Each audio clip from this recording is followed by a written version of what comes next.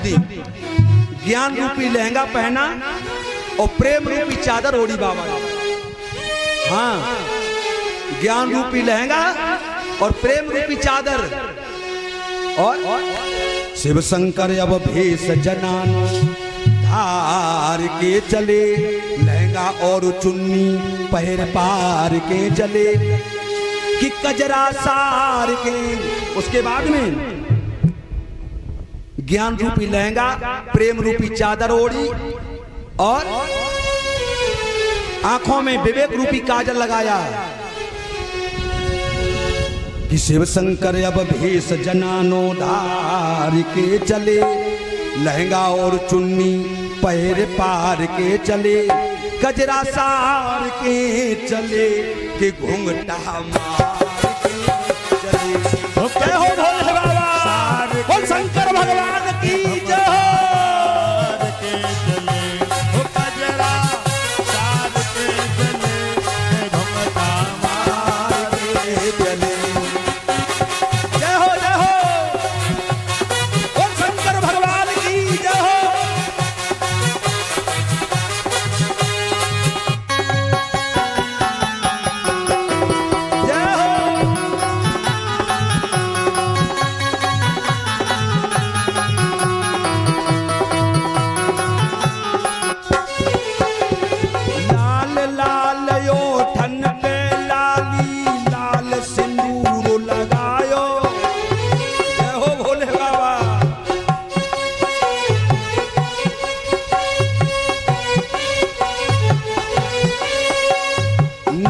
नथुनिया कानन कुंडल सब श्रृंगार सजायो। नथुनिया कानन कुंडल सब श्रृंगार सजायो। ठुमक ठुमक ठुमका मारे ठुमकार के चले, लहंगा और चुन्नी पहरे पार के चले, कजरा सार के चले के घूंघटा मार के चले। बोल शंकर भगवान की जय। ताली तो बजाओ, भोले बाबा लोग मस्त हो गए। कजरा सार के चले, घूंघटा मार के चले। भोले जय हो जय हो।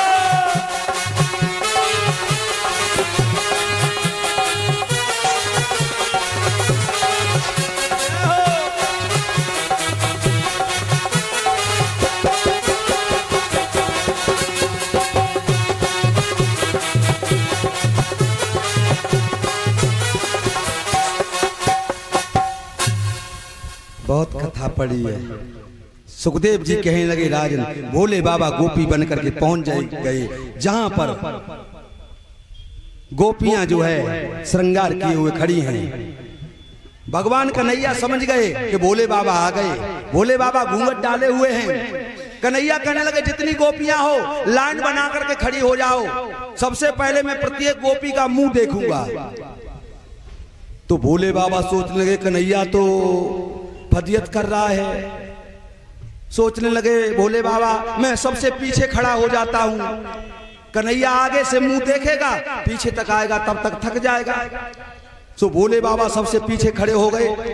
कन्हैया कहने लगे गोपियों वैसे मुंह तो हमें आगे वाली गोपी का देखना चाहिए पहले, लेकिन सबसे पहले मुंह हम पीछे वाली गोपी का देखेंगे। और भोले बाबा फिर भागे आगे खड़े हो गए। कन्हैया बोले पता नहीं आज गलती हो रही है हमसे, पीछे वाली गोपी का मुंह नहीं पहले देखेंगे, हमें मुंह तो आगे ही वाली का देखना चाहिए। भोले बाबा फिर पीछे भागे। कन्हैया बोले आज पता नहीं क्या हो गया, आगे वाली का नहीं मुंह पहले देखेंगे, हम पीछे वाली गोपी का मुंह पहले देखेंगे। सो भोले बाबा भागे आगे और कन्हैया भागे पीछे। बराबर में जैसे ही आए कन्हैया ने घूंघट में बंसी यूं कर दी, भोले बाबा का घूंघट हट गया। भोले बाबा की आंखों में प्रेम के आंसू आ गए। ठाकुर तुम यहाँ वृंदावन में रास की रचना करो और हम कैलाश पर रहें, ये कैसे संभव है। तो भगवान कन्हैया कहने लगे सुनो, व्यास लिख रहे सुखदेव जी कहने लगे हे राजन, सुखदेव जी बोले हे भोले बाबा तुम मेरे बुलाए हुए आए हो, मेरी प्रेरणा से आए हो। रास तो हर एक के जीवन में हो रहा है, रस माने आनंद। थोड़ी और देख लो, बस झांकी आ रही है। ए अन्नू अन्नू अन्नू, थोड़ी देर बस, महाराज की झांकी है, बस चले जाना। थोड़ी देर बस 5 मिनट, 5 मिनट और बैठ पहुंच जाओ, नहीं तो गाड़ी से छोड़ आएंगे। बोलिए आनंद कंद भगवान की जय। बैठ जाओ बैठ जाओ।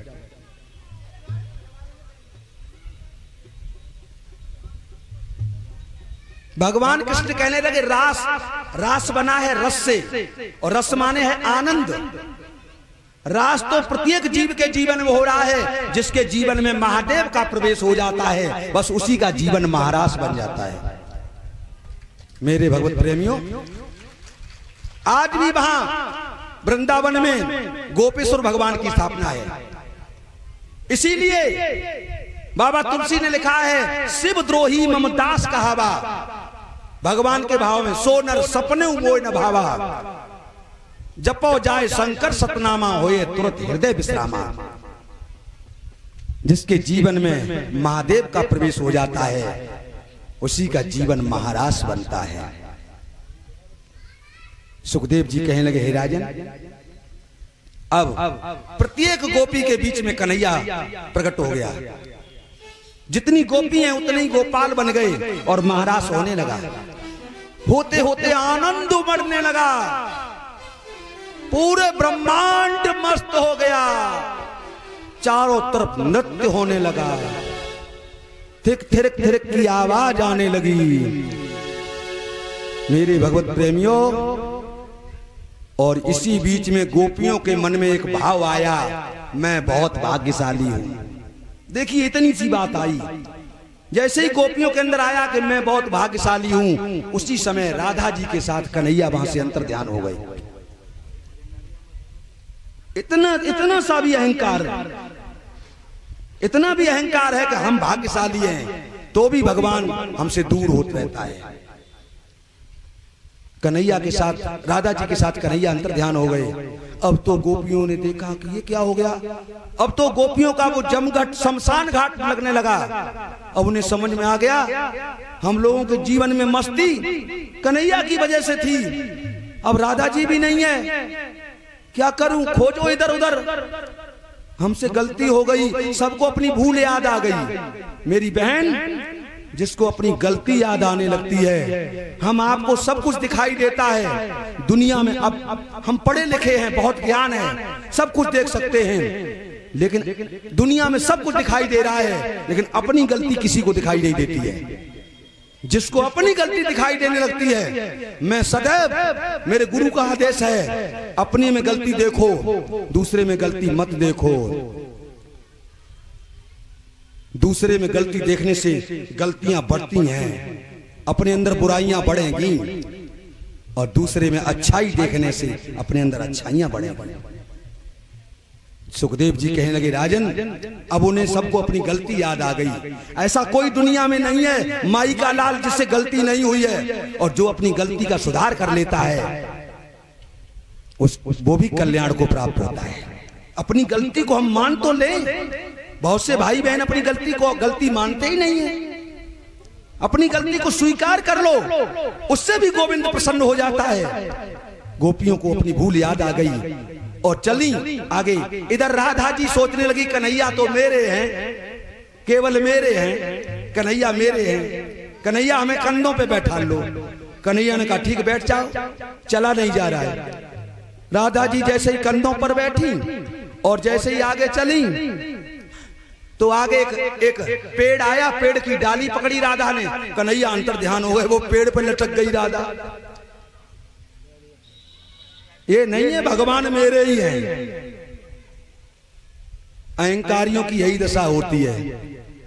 यहाँ लोगों के अंदर था कि मेरे बगैर कैसे भागवत हो जाएगी। देखना भंडारा भी होगा और भागवत कैसे होती है। हम भंडारा बहुत बढ़िया जानते हैं, बताऊं? आज ही बताना है। भंडारा बता रहे तुमको बहुत बढ़िया है, जहां में ना हलवाई लाने पड़े और न डालडा खरीदे में पड़े। बहुत बढ़िया भंडारा है। और कल जब भागवत समाप्त हो उसके बाद सबको बैठाल के खिलाओ भागवत के बाद। अच्छा, जितनी बहनें यहां बैठी, कल पुआ कौन कौन बना लेती? पुआ कोई बना लेती है? कोई पुआ बहन बना लेती है? तो अपने घर से जो पुआ बना लेती हो वो पुआ बना के लाना, और जितना बना के ला सको, पुआ और सब्जी और खीर जितनी ला सको। और पूरी जो नहीं बनाना पाती है पुआ, वो पूरी बना के लाए। आधा किलो, जितनी आपकी श्रद्धा हो, 1 किलो आटा की पूरी, सब्जी और खीर। ये आपका बहुत बड़ा यहाँ भंडारा होगा और आपका बहुत बड़ा दान होगा। मेरी बहन, बताओ कौन कौन लेके आएंगे अपने घर से? अपने घर से कौन कौन लेके आएंगे? हाथ उठाओ, कौन कौन लेके आएंगे? भागवत जी के सामने झूठ मत बोलना, ज्यादा भी ला सकती हो। कौन कौन लेके आओगी? हैं? सब लोग नहीं उठा रहे हैं। कल लेके आओ, और भागवत जी के बाद वही प्रसाद जो है आप सबको खिलाया जाएगा। बस ये भंडारा ऐसा है, मैंने जो है ऐसा भंडारा करवाया, 1-1 कुंटल पूरी इकट्ठी हो गई, बैठाल के पत्तल पे खिलाया। बहुत बढ़िया भंडारा, और उसमें इतना स्वाद आपको मिलेगा क्योंकि सबके घर का भोजन है ना, उसमें सबका प्रेम मिक्स है ना। आप उस प्रसाद को कल खा के देखना, सब लोग लाना मेरी बहन। सबसे मेरी प्रार्थना है, कोई 1 किलो आटा की पूरी, सब्जी जितने में खप सके 1 किलो आटा की, और यहाँ कर दिया जाएगा एक पात्र में। और यहाँ कलश वाली बहनों को सबको भंडारा खिलाया जाए। और कल यज्ञ की इस यज्ञ की पूरा होती है, क्योंकि परसों से मेरी भागवत दूसरी जगह है। कल जो है अग्निवास पृथ्वी पर है, हम देख चुके हैं हम गुप्ता जी। तो कल सुबह यज्ञ की पूर्ण आहुति में जो बहन जोड़ा के साथ में भाग लेना चाहते हैं वो अपना गोला लेकर के आए। और इस यज्ञ की पूर्ण आहुति में जो भाग लेंगे उन्हें यज्ञ का फल मिलेगा, निश्चित ही मिलेगा। कल सुबह 7 बजे स्नान इत्यादि बना करके आ जाना, कल यज्ञ की पूर्ण आहुति है। और